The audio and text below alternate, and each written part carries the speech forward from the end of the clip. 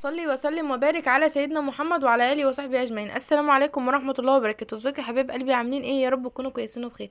النهارده هنعمل مع بعض حلوه بسيطه وجميله جدا عشان الشتاء طبعا، وبتتاكل سخنه فبتبقى طعمها حلو في الشتاء.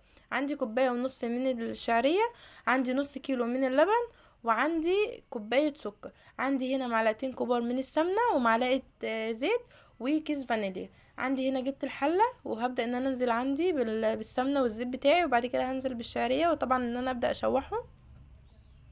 هنشوحها كده طبعا، اذكروا الله. اللهم صل وسلم وبارك عليك يا نبي. هنا بقى بعد ما بدات تاخد اللون، طبعا حطوا لايك واشتركوا في القناه وفعلوا زر الجرس عشان يوصلكم مني كل جديد. هنا بقى كده بدات تاخد عندي اللون. طبعا اللون لازم يبقى محمر شويه عن كده اهو، اللهم بارك. طبعا كوبايه ونص شعريه ديت يعني ما يعادل حوالي ربع كيلو من الشعريه. هنا بقى عندي كده اللهم بارك. طبعا حطوا لايك واشتركوا في القناه وفعلوا زر الجرس عشان يوصلكم مني كل جديد، واللي محتاج اكله يكتب لي في الكومنتات. عندي بقى هنا بعد ما اللون احمر كده ببدا ان انا انزل عندي بكوبايه ميه كبيره. طبعا علشان تستوي لازم ان احنا ما ينفعش نسويها في اللبن، مش هتستوي. عندي بقى هنا حطيت كوبايه من الميه كبيره، وبعد كده بدات انزل بكوبايه السكر بتاعتي. وطبعا هسيبها تستوي عادي خالص لحد ما لما اجي اكلها الاقيها مستويه كده.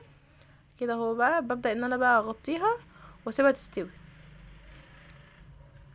هنا بقى عندي وهي خلاص داخله في السوا بنزل بكيس الفانيليا بتاعي. طبعا الفانيليا بتديها طعم جميله وطعم جميل وريحه. هنا بقى كده هبدأ برضو اغطيها واسيبها تستوي.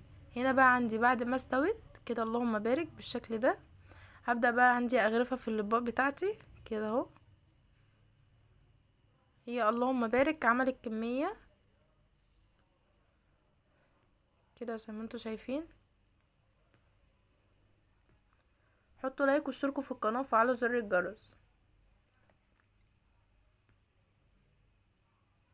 هنا بقى حطيت طبعا اللبن، انا غليت اللبن علشان لازم يبقى سخن برضو. كده اهو بدأت ان انا احط زي ما انتوا شايفين. هبدأ اغرف عليها اللبن كده. طبعا السكر على حسب الرغبة، في ناس بتحبها مسكرة وفي ناس. هي كده كانت مظبوطة، كوباية سكر كانت طعمها مظبوط. هنا بقى بدأت ان انا اغرف اللبن عندي، وبعد ما خلصت بالشكل ده طبعا طبق زبيب وجوزة هند وسوداني. اللي حابب، لو مش حابين بلاش عادي. كده ده للجرنشة الوش او مكسرات يعني اهو زي ما انتم شايفين كده. وده كان الشكل النهائي، وده طبعا كان الشكل النهائي. ما تنسوش تشتركوا في القناه وتفعلوا زر الجرس عشان يوصلكم مني كل جديد.